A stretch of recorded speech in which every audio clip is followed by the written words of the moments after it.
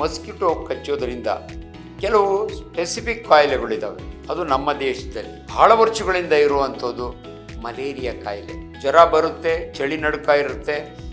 ಆದಷ್ಟು ಮಸ್ಕಿಟೋ ಕರ್ಟನ್ನ night time use ಮಾಡಬೇಕು. ಈಡೀಸ್ ಮಸ್ಕಿಟೋ ಕಚ್ಚುವ ಡೆಂಗ್ಯೂ ಜ್ವರದಲ್ಲಿ ಪ್ಲೇಟ್ಲೆಟ್ ಕೌಂಟ್ ಕಡಿಮೆ ಆಗ್ತಾ ಬರುತ್ತೆ. ಅಡ್ಮಿಟ್ ಆದಾಗ ನಾವು ಚೆಕ್ ಮಾಡ್ತೀವಿ, 16,000ಕ್ಕಿಂತ ಕೆಳಗಡೆ ಬಂದರೆ ಎಲ್ಲ ಕಡೆ ಬ್ಲೀಡಿಂಗ್ ಆಗಿ ಶುರುವಾಗುತ್ತೆ.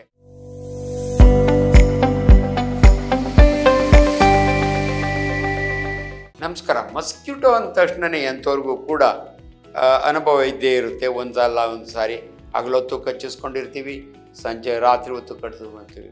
ಬಹಳ ಹಳೆ ಕಾಲದಿಂದ ಇರ್ತಕ್ಕಂಥ ಒಂದು ಮಸ್ಕಿಟೋ ಬೈಟ್ ಕಾಯಿಲೆ. ನೋಡಿ, ಮಸ್ಕಿಟೋ ಕಚ್ಚೋದ್ರಿಂದ ಕೆಲವು ಸ್ಪೆಸಿಫಿಕ್ ಕಾಯಿಲೆಗಳಿದ್ದಾವೆ. ಅದು ನಮ್ಮ ದೇಶದಲ್ಲಿ ಬಹಳ ವರ್ಷಗಳಿಂದ ಇರುವಂಥದ್ದು ಮಲೇರಿಯಾ ಕಾಯಿಲೆ. ಈ ರಾತ್ರಿ ಹೊತ್ತು ಅನಾಫಿಲಿಸ್ ಮಸ್ಕಿಟೋ ಅಂತ ಇರುತ್ತೆ. ಅದು ಮೋರಿಗಳಲ್ಲಿ ಮೊಟ್ಟೆ ಇಡುತ್ತೆ, ಹೊರಗಡೆ ಅದು ಜೀವನ ಮಾಡುತ್ತೆ. ಬಟ್ ಅನ್ಫಾರ್ಚುನೇಟ್ಲಿ ನೈಟ್ ಟೈಮ್ ಮನುಷ್ಯ ಮಲಗಿದ್ದ ಮನುಷ್ಯನಿಗೂ ಕಡಿಯುತ್ತೆ, ಪ್ರಾಣಿಗಳಿಗೂ ಕಡಿಯುತ್ತೆ. ಈ ಮಸ್ಕಿಟೋ ಕಡಿಯೋದ್ರಿಂದ ಒಂದು ಮಲೇರಿಯಲ್ ಪ್ಲಾಸ್ಮೋಡಿಯಾ ವೈವೆ ಅಂತೀವಿ ನಾವು, ಅದು ಇವನಿಗೆ ದೇಹದೊಳಕ್ಕೆ ಹೋದರೆ ಮಲೇರಿಯಾ ಜ್ವರ ಬರುತ್ತೆ. ಅದು ಒಂದು ಪ್ಲಾಸ್ಮೋಡಿಯಂ ಅಂತೀವಿ ನಾವು, ಆ ರೀತಿಯ ಕಾಯಿಲೆ. ಏನಂದರೆ ಜ್ವರ ಬರುತ್ತೆ, ಚಳಿ ನಡುಕ ಇರುತ್ತೆ.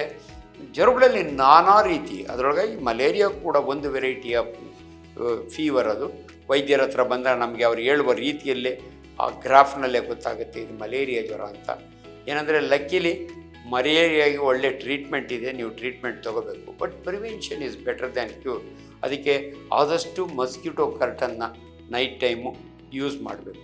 ನಿಮ್ಮ ಮನೆ ಸುತ್ತಮುತ್ತ ಬ್ರೀಡಿಂಗ್ ಪ್ಲೇಸಸ್ನೆಲ್ಲ ಡೆಸ್ಟ್ರಾಯ್ ಮಾಡಿದರೆ, ಎಲ್ಲ ಕ್ಲೀನ್ ಮಾಡಿದರೆ, ಡೆಟಾಲ್ ಸ್ಪ್ರೇ ಆ್ಯಂಡ್ ಇದೆಲ್ಲ ಆಂಟಿ ಮಸ್ಕಿಟೋ ರಿಪೆಲೆಂಟ್ಸ್ನೆಲ್ಲ ಯೂಸ್ ಮಾಡಿದರೆ ನಿಮಗೆ ಮಸ್ಕಿಟೋ ಬೈಟ್ ತಪ್ಪುತ್ತೆ. ಬಟ್ ಒಂದು ಸಾರಿ ಜ್ವರ ಬಂತು ಅಂದರೆ ಅದು ರಿಪೀಟೆಡಾಗಿ ಬರೋ ಚಾನ್ಸಸ್ ಇರುತ್ತೆ. ಆದ್ದರಿಂದ ದಯವಿಟ್ಟು ನಿಮ್ಮ ಮನೆಗೆ ಸುತ್ತಮುತ್ತ ಇರ್ತಕ್ಕಂಥ ಅದರೊಳಗೆ ಹಳ್ಳಿಗಳ ಕಡೆ ದನಿಂದ ಕೊಟ್ಟಿಗೆ ಇರುತ್ತೆ, ಮನೆ ಸುತ್ತು ತಿಪ್ಪೆ ಇರುತ್ತೆ, ಅಲ್ಲೆಲ್ಲ ಈ ಮಸ್ಕಿಟೋಗಳು ಬ್ರೀಡ್ ಆಗ್ತವೆ. ದಯವಿಟ್ಟು ಅದರಿಂದ ಇವತ್ತು ಭಾಳ ಪ್ರೈಮರಿ ಹೆಲ್ತ್ ಸೆಂಟರ್ನಲ್ಲಿ ಮಲೇರಿಯಾ ಕೇಸ್ ವರ್ಕರೇ ಇರ್ತಾರೆ. ಬಂದು ನಿಮ್ಮ ಮನೆಗೆ ಸ್ಮಿಯರ್ ತೊಗೋತಾರೆ, ನಿಮಗೆ ಮಲೇರಿಯಾ ಜ್ವರ ಇದೆಯಾ ಇಲ್ಲ ಅಂತ. ಅದರಿಂದ ಕ್ಲೋರೋಕ್ವಿನ್ ವೆರೈಟೀಸ್ ಮಾತ್ರೆಗಳಿದ್ದಾವೆ, ಅದನ್ನು ನಿಮಗೆ ಸೂಕ್ತವಾಗಿ ಈ ಆಸ್ಪತ್ರೆಗಳಲ್ಲಿ ಕೊಡ್ತಾರೆ. ಬಟ್ ಅದಕ್ಕಿಂತ ಮೋರ್ ಡೇಂಜರಸ್ಸು ಈಚೀಚೆಗೆ ನಾನು ಡಾಕ್ಟ್ರ್ ಆದಮೇಲೆ ಕಂಡು ಬಂದಂಥ ಒಂದು ಸೊಳ್ಳೆ ಕಡಿತ ಅಂದರೆ ಒಂದು ಟೈಗರ್ ಮಸ್ಕಿಟೋ ಅಂತೀವಿ, ಈಡೀಸ್ ಮಸ್ಕಿಟೋ. ಇದು ಹಗಲು ಕಚ್ಚುವ ಸೊಳ್ಳೆ. ಈ ಸೊಳ್ಳೆಯ ವಿಶೇಷ ಏನಂದರೆ ಇದು ಗಿಡದ ರಸ ಕೂಡ್ಕೊಂಡು ಬದುಕುವಂಥ ಸೊಳ್ಳೆ. ಇದು ಭಾಳ ನಾಜೂಕು ಸೊಳ್ಳೆ. ಅಂದರೆ ನಿಮ್ಮ ಮನೆಯ ಸುತ್ತಮುತ್ತ ಇರತಕ್ಕಂಥ ಸ್ಟೋರ್ಡ್ ವಾಟರ್, ಚಿಪ್ನೊಳಗಿರೋ ನೀರು, ಚೊಂಬಿನೊಳಗಿರೋ ನೀರು, ಇಂಥ ನೀರುಗಳು ಕಲೆಕ್ಟೆಡ್ ವಾಟರ್ನಲ್ಲಿ ಇದು ಬ್ರೀಡ್ ಮಾಡುತ್ತೆ. ಆದ್ದರಿಂದ ಅದು ಮಳೆ, ಈ ಬೇಸಿಗೆಯಲ್ಲಿ ಮಳೆ ಬಂದಾಗೆ ಆ ನೀರು ನಿಲ್ಲುತ್ತೆ, ಅದರೊಳಗೆ ಇದು ಮೊಟ್ಟೆ ಇಟ್ಟು ಜೀವನ ಮಾಡುತ್ತೆ.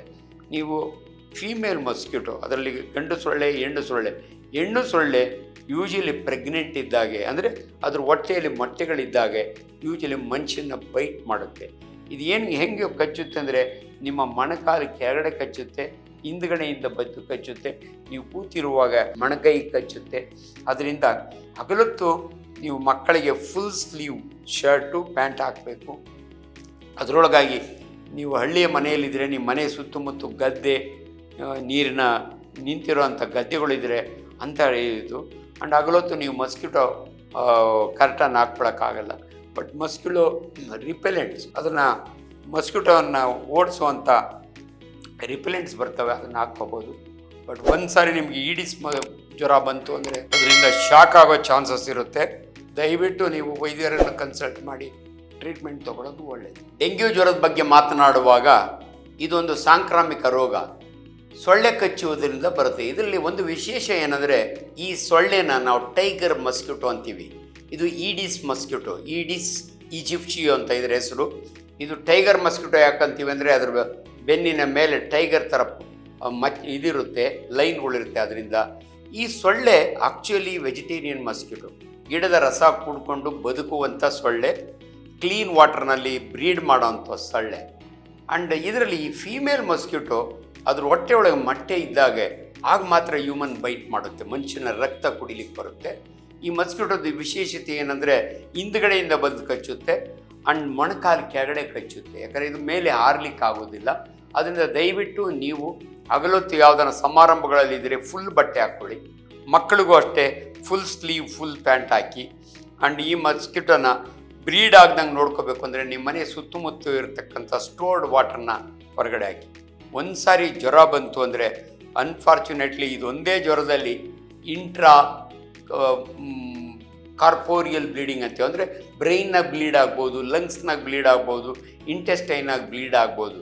ಯಾಕೆ ಬ್ಲೀಡಿಂಗ್ ಆಗುತ್ತೆ ಅಂದರೆ ಈ ಕಾಯಿಲೆಯಲ್ಲಿ ನಿಮ್ಮ ಪ್ಲೇಟ್ಲೆಟ್ಸ್, ನಾವು ಪ್ಲೇಟ್ಲೆಟ್ಸ್ ಅಂತೀವಿ, ಬಿಳಿ ರಕ್ತ ಕಣಗಳಲ್ಲಿ ಅತ್ಯಂತ ಸಣ್ಣದಾಗಿರೋದನ್ನ ಪ್ಲೇಟ್ಲೆಟ್ ಅಂತೀವಿ. ಯೂಶಲಿ 2 ರಿಂದ 3 ಲಕ್ಷ ಇರುತ್ತೆ. ಇದು ಬ್ಲಡ್ ಕ್ಲಾಟ್ ಆಗಲಿಕ್ಕೆ ಈ ಪ್ಲೇಟ್ಲೆಟ್ಸ್ ಭಾಳ ಇಂಪಾರ್ಟೆಂಟ್. ಅನ್ಫಾರ್ಚುನೇಟ್ಲಿ ಡೆಂಗ್ಯೂ ಜ್ವರದಲ್ಲಿ ಈ ಈಡಿಸ್ ಮಸ್ಕಿಟೋ ಕಚ್ಚುವ ಡೆಂಗ್ಯೂ ಜ್ವರದಲ್ಲಿ ಪ್ಲೇಟ್ಲೆಟ್ ಕೌಂಟ್ ಕಡಿಮೆ ಆಗ್ತಾ ಬರುತ್ತೆ. ಅಡ್ಮಿಟ್ ಆದಾಗ ನಾವು ಚೆಕ್ ಮಾಡ್ತೀವಿ, 1.5 ಲಕ್ಷ ಇರುತ್ತೆ.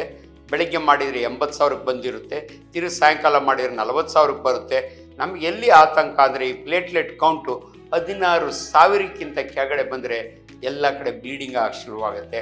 ಆಗ ಪ್ಲೇಟ್ಲೆಟ್ ಕಾನ್ಸಂಟ್ರೇಟ್ ಅಂತ ಸಿಗುತ್ತೆ ನಮಗೆ, ಟ್ರಾನ್ಸ್ಫ್ಯೂಸ್ ಮಾಡಲಿಕ್ಕೆ ಬ್ಲಡ್ ಬ್ಯಾಂಕ್ನಲ್ಲಿ ಅದನ್ನು ಕೊಡ್ತೀವಿ.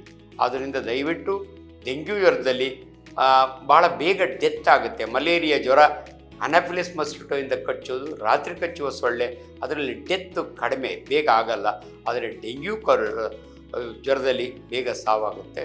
ಅದರಿಂದ ಮಸ್ಕಿಟೋ ಬೈಟ್ ಅಂದ ತಕ್ಷಣವೇ ಇವೆರಡು, ಸೌತ್ ಆಫ್ರಿಕಾದಲ್ಲಿ ಬೇರೆ ಮಸ್ಕಿಟೋ ಬೈಟ್ನಿಂದ ಕಾಯಿಲೆ ಬರುತ್ತೆ, ನೈಟ್ ಸಿಕ್ನೆಸ್ಸು ಅದೆಲ್ಲ. ನಮ್ಮ ದೇಶದಲ್ಲಿ ಇವೆರಡು ಭಾಳ ಇಂಪಾರ್ಟೆಂಟು. ಒಂದು ಅದರೊಳಗೆ ಚಳಿಗಾಲದಲ್ಲಿ, ಮಳೆಗಾಲದಲ್ಲಿ ಈಡಿಸ್ ಮಸ್ಕಿಟೋ ಮತ್ತು ಥ್ರೂ ಔಟ್ ದ ಇಯರ್ ಮಲೇರಿಯಾದು ಅನಾಫಿಲಿಸ್ ಮಸ್ಕಿಟೋ ಇವೆರಡೂ ಇರ್ತವೆ. ಅದರಿಂದ ಸೊಳ್ಳೆ ಕಡಿತವೆ.